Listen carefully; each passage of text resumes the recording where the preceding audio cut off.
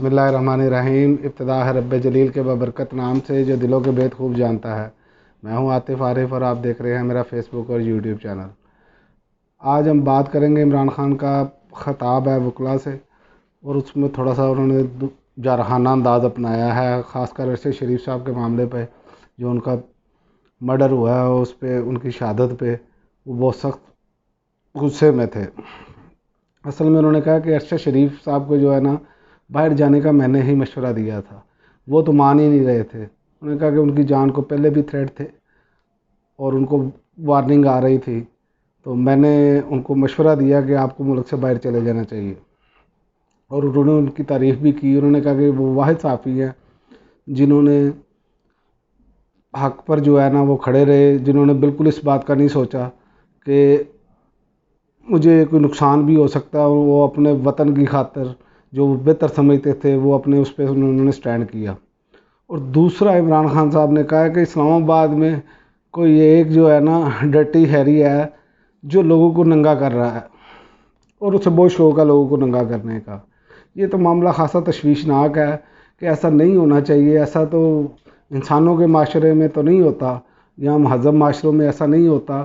اگر کسی پہ کوئی ایلیگیشن ہے، کوئی مسئلہ ہے، کوئی اس نے جرم کیا ہے یا اس پر کوئی الزام ہے، تو اسے جیسے مہذب معاشروں میں ہوتا ہے اسے FIR اس پر ہوتی ہے، جیسے اسے عدالتوں میں پیش کیا جاتا ہے، اور ایسے ہی ہونا چاہیے۔ یہ نہیں ہونا چاہیے کسی کے ساتھ ایسا سلوک کیا جائے کہ جو شرمندگی کا باعث بنے ریاست کے لیے بھی اور اس شخص کے لیے بھی، اور جو لوگ یہ کرتے ہیں ان کے لیے بھی یہ بیسیکلی شرمندگی کا باعث ہے نا، کہ یہ کون سا کوئی انسانی رویہ تو ہے نہیں ہے جس کو ہم ڈیفینڈ کریں، یا کوئی بندہ ڈیفینڈ کرنا چاہے اس کو، وہ کر نہیں سکتا۔ اور وہ لانگ مارچ کی تیاری میں اب جو ہے نا وہ بھرپور طریقے سے وہ اس پر ورکنگ کر رہے ہیں، اور جو نظر آ رہا ہے وہ حالات آگے جا کے کشیدہ ہوتے نظر آ رہے ہیں۔ اس پر DG/ISPR کا بھی بیان آ گیا۔ انہوں نے کہا جی پہلے تو یہ تحقیقات کی جائے کہ ارشد شریف کو باہر جانے پر مجبور کس نے کیا۔ بات اس میں یہ ہے کہ میری رائے کے مطابق تو یہ ہے کہ ارشد شریف کو تو پھر امپورٹڈ حکومت نے باہر جانے پہ مجبور کیا ہے۔ جس بندے پر اتنے پرچے کر دیں گے آپ، غداری کے پرچے، ہر شہر میں آپ پرچہ دے دیں گے جس صحافی پر، تو وہ کیا کرے گا؟ اسے پتہ ہے کہ پولیس اٹھائے گی، اسے مارے گی، اسے تشدد کا نشانہ بنائے گی۔ یہ کون سی مہذب معاشرے کی پولیس ہے جو پیار سے لے کر جاتے ہیں؟ آپ کسی تھانے کے باہر سے گزر کے دیکھیں پولیس والوں کا سلوک کیا ہوتا ہے۔ یہ اس پاکستان ہے اور تمام قوم کو پتہ ہے کہ اس میں کیا سلوک ہوتا ہے۔ لہذا یہ بات کرنی کہ ارشد شریف کو کسی نے، ارشد شریف کو پہلے بھی تھریٹ آ چکا تھا، ظاہر ہے کسی نے تو یہ کیا نا۔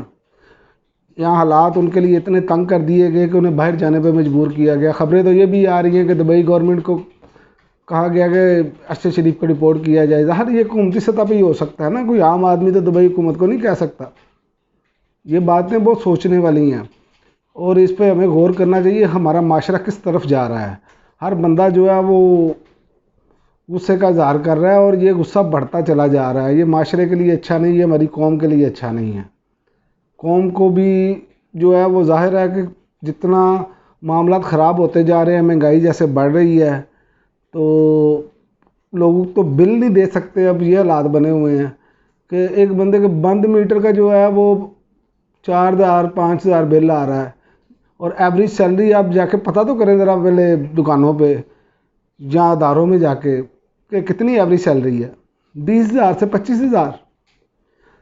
اگر ایک بندے کو بل اتنا آ جاتا تو وہ کیسے؟ یہ اصل میں وہی چیز ہے، غصہ بڑھتا چلا جا رہا ہے اور ٹکراؤ کی صورتحال پیدا ہو رہی ہے۔ اور میرے مطابق جو ہے نا یہ اسے ایسے ہونا چاہیے کہ اب یہ عام انتخابات کی طرف چلا جانا چاہیے۔ اس سے پہلے کوئی ظاہر ٹکراؤ پیدا ہو، یہ ملک کے لیے نقصان دہ ہے۔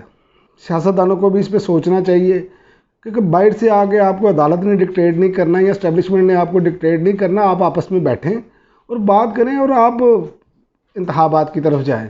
لیکن انتخابات کی طرف جانے کے لیے یہ تیار ہی نہیں ہے یہ حکومت۔ یہ چاہ رہے ہیں کہ پروٹوکول انجوائے کر رہے ہیں اور کہتے ہیں کہ جی ہم جمہوری طریقے سے آئے ہیں۔ یہ جمہوری طریقہ ہے لوگوں کو خریدنا؟ پتہ نہیں کون سے مہذب معاشرے میں ایسا ہوتا ہے کہ لوگوں کو خرید کے اپنی طرف کر لو۔ یہ تو انسانوں کے معاشرے میں تو ایسا ہوتا نہیں ہے، اور یہ بات عمران خان بالکل ٹھیک کرتے ہیں کہ یہ انسانوں کا معاشرہ ایسی چیزیں نہیں قبول کرتا یہ تو جانوروں کے معاشرے میں ہوتا ہے، جس کی لاٹھی اس کی بھینس ہے، اور آج انہوں نے مثالیں بھی بہت ساری دی ہیں اس پر۔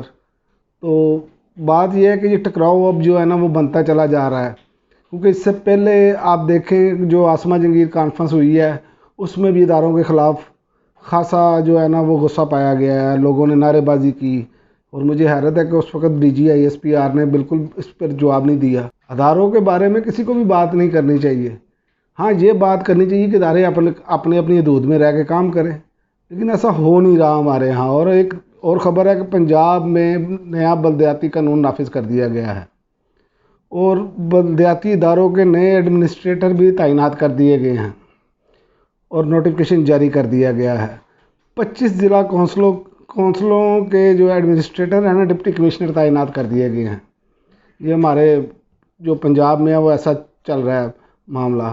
اور دوسری بات آج جو ہے وہ چیف الیکشن کمشنر صاحب نے فرمایا ہے کہ کوئی بھی حکومت جو ہے نا وہ الیکشن نہیں کروانا چاہ رہی ضمنی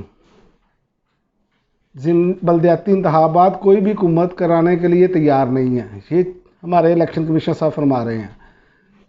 یہ بات آپ پہلے بھی کر سکتے تھے، پہلے تو آپ صرف پنجاب حکومت کی بات کر رہے تھے، ایسا تو نہیں ہے کہ یہ آپ جیسا کر رہے ہیں کہ آپ صرف ایک حکومت کو ٹارگٹ کرتے ہیں، کیونکہ اب جو کراچی میں سندھ حکومت نہیں چاہ رہی تو اب انہوں نے کہا کہ جی کوئی بھی نہیں کروانا چاہ رہا۔ اگر یہ بات سندھ حکومت نہ کرتی، سندھ حکومت نے ضمنی انتخابات بھی ملتوی کرنے کی جو بات کی تھی وہ نہ کرتی، تو شاید ہو سکتا ہے چیف الیکشن کمیشنر جو ہے نا وہ یہ بھی پنجاب حکومت پہ ڈال دے، کیونکہ پنجاب حکومت اس ٹائم جو ہے وہ پی ٹی آئی اور پرویز الہی صاحب کاف لیگ کی اتحاد کے ساتھ ہے۔ لیکن ہمیں یہ سوچنا پڑے گا کہ یہ کیوں دورہ میں آ رہا ہے، یہ دورہ میں آ رہا ہے، یہ نظام کیسے ٹھیک ہوگا۔ یہ نظام کا ایک بڑا زبردست میرے پاس ایک اور کلپ آیا ڈاکٹر طاہر القادری صاحب کا، اور یہ تقریباً کوئی آج سے 20-25 سال پرانی بات ہے۔ یہ آپ کلپ سنیں، اس میں انہوں نے بتایا ہے کہ صنعت کار جب آتا ہے تو اس کی کیا خواہشات ہوتی ہیں، اور جو دوسرا آتا ہے جاگیردار اس کی کیا مینٹلٹی ہے۔ چھوٹے سے کلپ میں انہوں نے بالکل واضح کر دیا ہے کیا کہ یہ لوگ چاہتے ہیں۔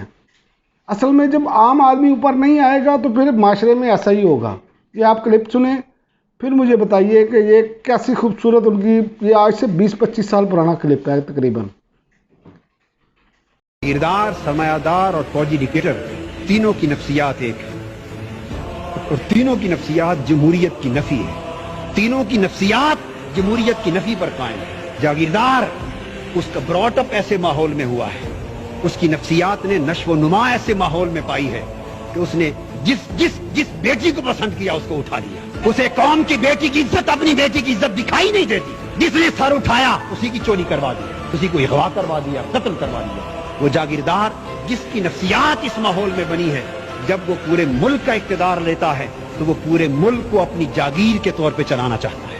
سرمایہ دار اس کی نفسیات یہ ہے، وہ پورے ملک کو اپنی انڈسٹری کے طور پر اور فاؤنڈری کے طور پہ چلانا چاہتا ہے، پورے ملک کو انڈسٹری بنانا چاہتا ہے۔ اس لیے کہ سرمایہ دار نے پوری زندگی ایک ہی سبق سیکھا ہے، ایک ہی سبق سیکھا ہے کہ دنیا کا کوئی کام پیسے کے بغیر نہیں ہوتا، اور کوئی کام ایسا نہیں جو پیسہ لگائیں تو ہو نہ سکے۔ ایک ہی اصول ہے اس کا، وہ ہر ایک کو خریدنا جانتا ہے، ایک چپراسی سے لے کر بجلی کی لائن مین تک، ایک آئی ٹی او سے لے کر انکم ٹیکس کے کمشنر تک، اس نے ہر ایک کو پیسے سے خریدنا سیکھا ہے۔ جب وہ ملک کے اقتدار پہ آتا ہے وہ سارے ادارے پیسے سے خریدنا چاہتا ہے، اس سے پورے کے پورے ملک کا سسٹم تباہ و برباد ہوتا ہے۔ اس کے ذہن میں بھی جمہوریت کی نفی ہے۔ اور فوجی ڈکٹیٹر اس نے بھی زندگی بھر ایک ہی بات سیکھی ہے کہ جو حکم دوں آگے نو کی کسی کو جرأت نہ ہو۔ جب وہ اقتدار پر آتا ہے تو وہ پورے ملک کو بٹالین کی طرح چلانا چاہتا ہے۔ 48 سال میں ملک کی زمام اقتدار بدل بدل کے ان 3 طبقات میں رہی۔ یہی وجہ ہے کہ چہرے ہی بدلتے رہے ہیں، نظام نہ بدلنا تھا نہ بدل سکا، اور نہ بدلے گا جب تک اقتدار کی کرسیوں پر جاگیردار، سرمایہ دار، وڈیرے قابض ہیں۔ اس وقت تک اس ملک کی تقدیر، اس ملک کا نظام، اس ملک کے غریب کا مقدر کبھی بدل نہیں سکتا۔ اگر غریب کو اپنا مقدر بدلنا ہے تو اقتدار ان سے چھیننا ہوگا، ان ایوانوں سے ان کو نکالنا ہوگا۔ انقلاب نعروں سے بھی نہیں آئے گا. انقلاب خون مانگتا ہے, خون مانگتا ہے. انقلاب قربانیاں مانگتا ہے. ناظرین آپ نے سنا, اب تک کے لیے اتنا ہی, اجازت دیجیے. اللہ حافظ. پاکستان زندہ باد.